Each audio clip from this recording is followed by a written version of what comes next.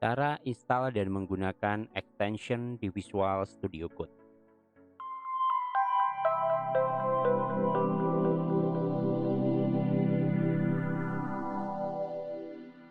Ya, baik teman-teman, kali ini kita akan membahas bagaimana cara menginstal dan menggunakan extension di Visual Studio Code. Pada video sebelumnya kita telah membahas 10 extension terbaik di Visual Studio Code untuk pemrograman web. Di antaranya adalah satu yaitu adalah Gitlines, dan yang kedua adalah Live Server, yang ketiga adalah JavaScript ES6 Code Snippet, yang keempat adalah Path Interns, yang kelima adalah ESLint, yang keenam adalah Beautify, yang ketujuh adalah Prettier, yang ke-8 yaitu adalah HTML CSS Support, dan yang kesembilan adalah Project Manager, terakhir yaitu adalah Auto Close Tag. Nah, ini merupakan sebenarnya hanya sebagian kecil dari banyak sekali extension yang ada di Visual Studio Code yang dapat kita gunakan untuk membantu kita dalam mengembangkan sebuah website. Nah, tentu sebelumnya ketika teman-teman pengen menginstal gitu ya 10 ekstensi ini, tentu teman-teman harus menginstal terlebih dahulu Visual Studio Code-nya. Nah, untuk menginstal Visual Studio Code, teman-teman tinggal masuk ke website officialnya Visual Studio Code, yaitu di code.visualstudio.com, dan teman-teman bisa mendownload Visual Studio Code ini melalui website ini. Di sini sudah tersedia beberapa operating system. Nanti teman-teman tinggal sesuaikan dengan operating system yang teman-teman gunakan ya, bisa macOS, Windows, dan juga Linux. Nanti setelah di-download tinggal di install sesuai dengan ketika kita menginstal banyak aplikasi. Setelah itu teman-teman nanti akan mendapatkan tampilan ya, tampilan kurang lebih tampilan default dari Visual Studio Code seperti ini.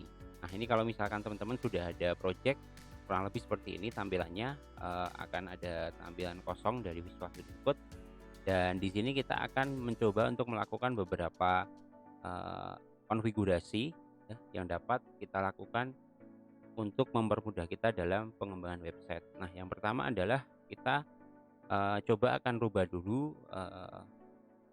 untuk color scheme-nya gitu ya. Jadi color scheme-nya ini biasanya kalau teman-teman di sini mungkin menggunakan sebelumnya mungkin menggunakan let's say misalkan misalkan teman-teman menggunakan Sublime Text gitu ya. Nah, itu kita bisa rubah melalui preference, terus kita bisa milih keymap-nya ya, keymap-nya di sini. Nah, di sini ada banyak keymap yang bisa kita pilih. Biasanya saya menggunakan keymap yang dari Sublime Text keymap ya. Dan nanti ketika itu teman-teman tinggal klik install di sini, dan otomatis nanti si Sublime Text akan membaca keymap dari Sublime Text.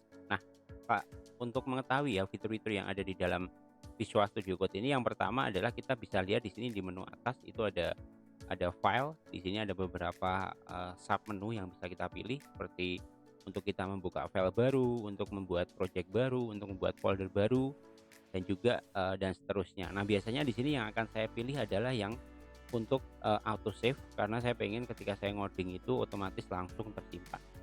Terus di sini ada menu edit ya, di sini ada menu edit untuk mempermudah kita ketika kita sedang mengerjakan project. Ada menu untuk undo, redo, dan seterusnya. Terus ada menu selection juga di sini. Ini ketika kita juga ingin mempercepat ketika kita melakukan proses pengkodean dari bahasa pemrograman yang kita gunakan.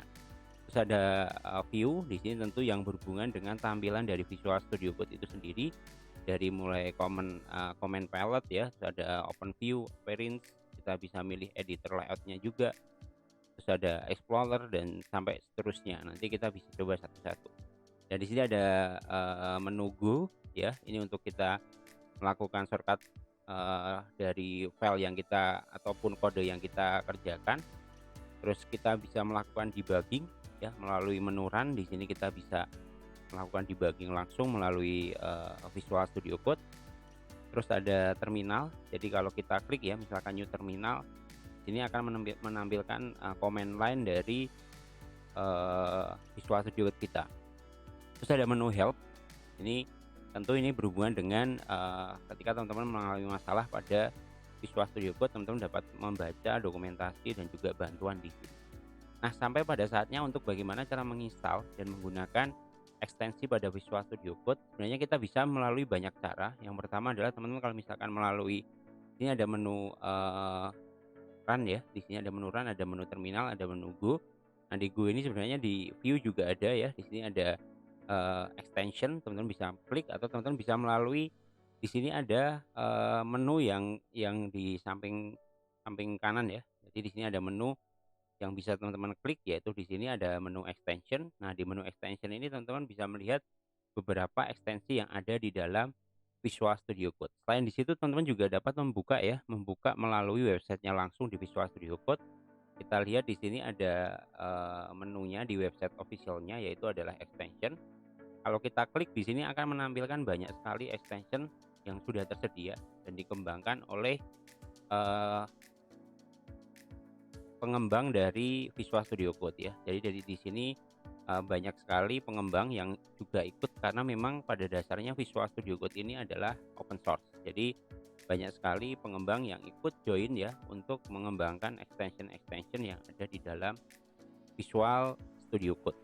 Nah, selain itu kalau kita lihat di menu di atas, di sini ada menu-menu yang lain, ada Visual Studio dan juga ada Azure DevOps dan juga ada subscription. Kenapa ada menu ini? Karena memang Visual Studio Code sendiri itu dikembangkan oleh Microsoft ya. Jadi, yang mempelopori adalah Microsoft, baru dikembangkan oleh community dari pengembang Visual Studio Code. Nah, pertama kita akan mencoba menginstal yang sesuai dengan, yang kemarin kita pelajari ya, yaitu adalah Gitline. Nah, bagaimana cara menginstal Gitline ini? Kita akan coba klik di sini, yaitu adalah Gitline ya, Gitline ini. Nah, di sini akan muncul ya, di sini akan muncul, ekstensi yang akan kita pilih.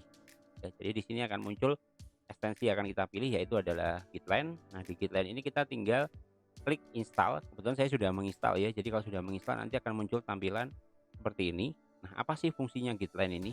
Jadi ketika teman-teman sudah menginstal Gitline, teman-teman akan mendapatkan satu menu tambahan yang di samping ini ya. Ini ada menu namanya Gitline.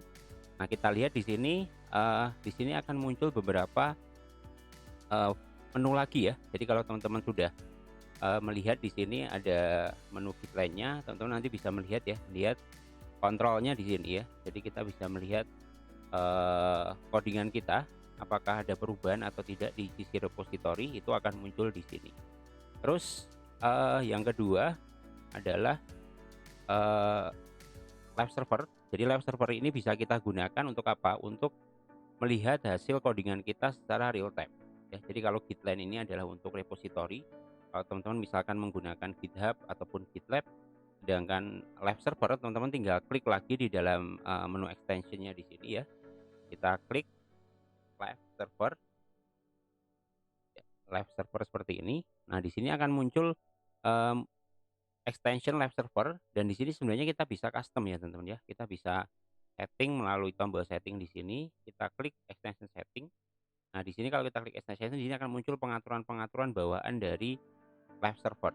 Nah, kita akan mencoba menggunakan live server ini dan bagaimana cara kerjanya. Pertama, ketika teman-teman sudah memiliki satu file, seperti saya contohnya ya, atau teman-teman bisa klik new file.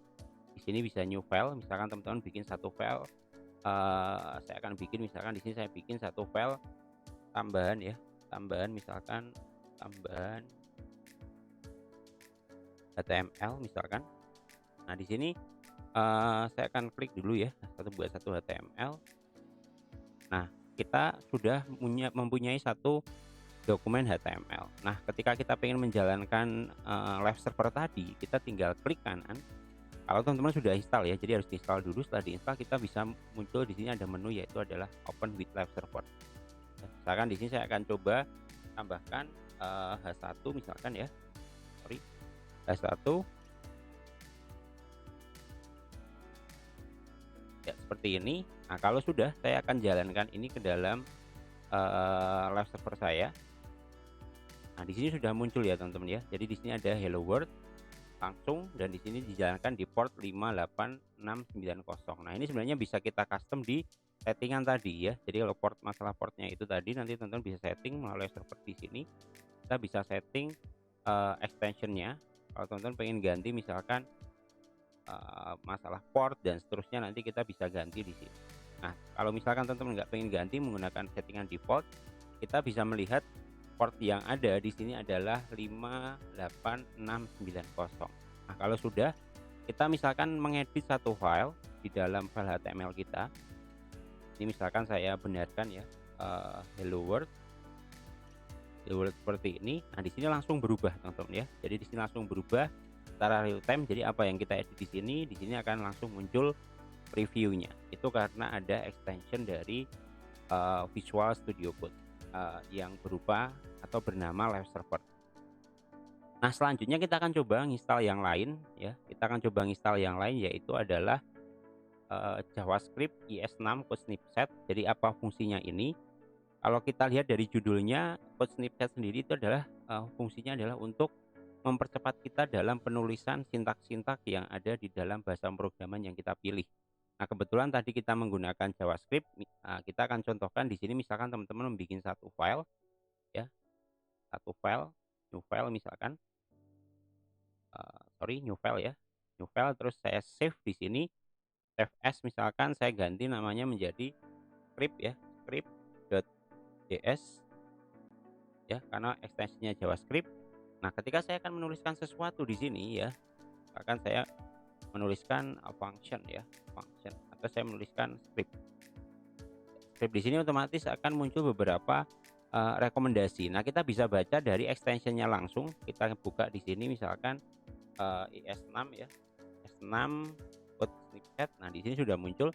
Kita bisa baca dokumentasinya. Di sini ada beberapa fungsi ya dari snippet ini yang bisa kita gunakan untuk mempercepat proses pengkodingan kita. Nah, contohnya kalau misalkan tadi kita sudah buat satu JS di sini, misalkan kita klik ya JMP seperti ini. Nah, di sini sudah muncul ya teman-teman ya snippetnya. Kita klik dia langsung mengenerate satu codingan yang biasanya digunakan oleh programmer JavaScript. Karena ini sudah disesuaikan ya. Jadi si pembuat ini snippet ini sudah menyesuaikan snippetnya dengan codingan atau sintak-sintak yang ada pada JavaScript. Jadi kita bisa menggunakan di sini fungsinya ada banyak.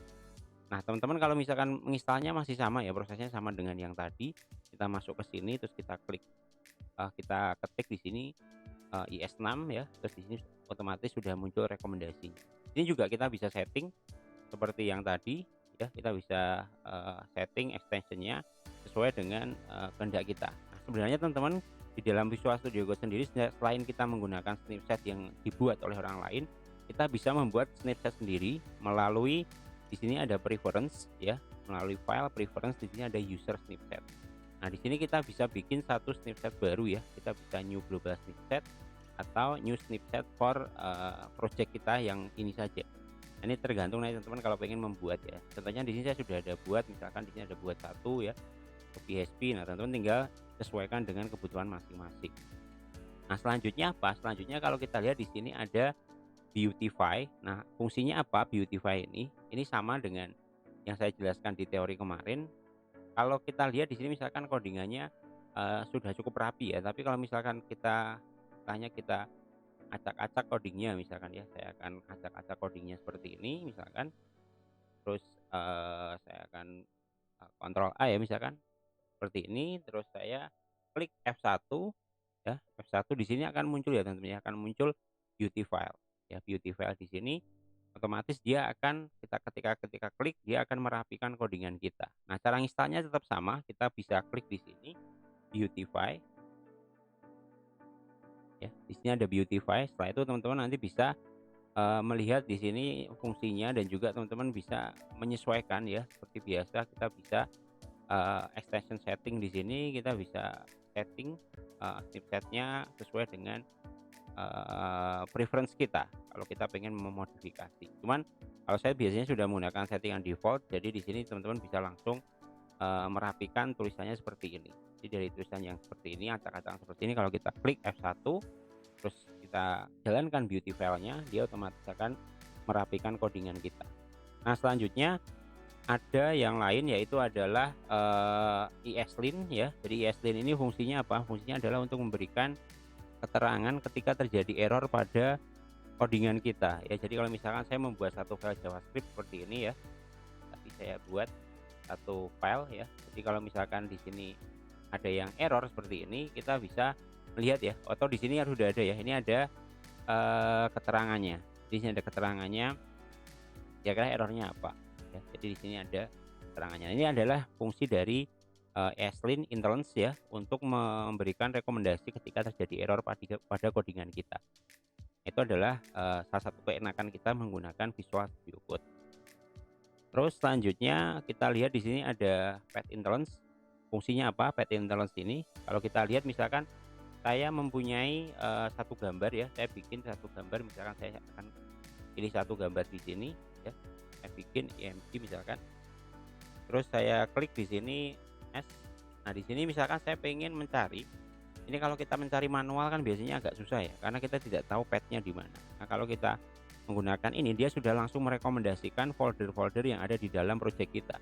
Hingga kita tinggal pilih mana yang mau kita ambil, seperti itu. Jadi ini memberikan rekomendasi path, link, folder-folder yang ada di tempat kita. Ini sangat membantu ya teman-teman ya. Jadi kadang kita lupa file kita taruh di mana dan namanya apa, di situ otomatis kita tidak perlu buka foldernya, langsung direkomendasikan.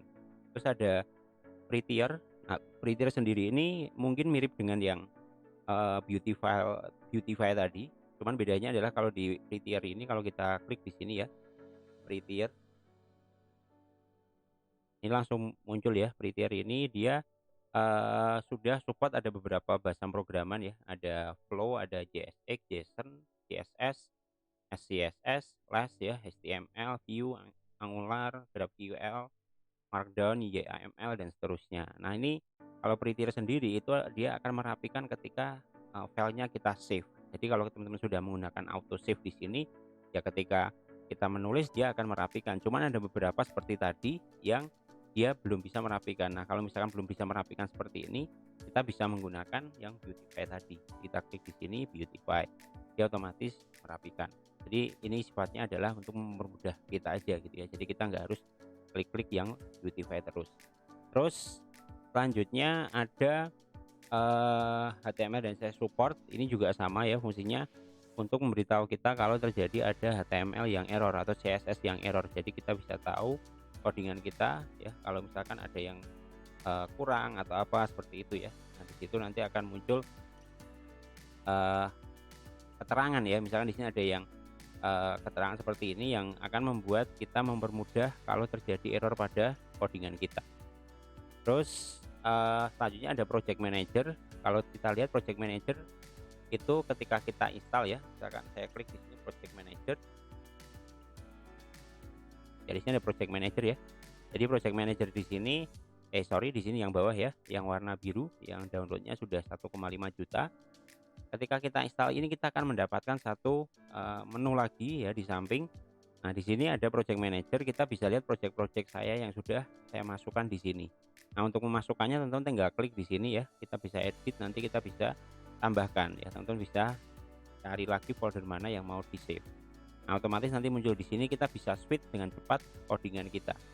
Ya, jadi teman-teman mau milih yang project yang mana, otomatis nanti sudah terswitch.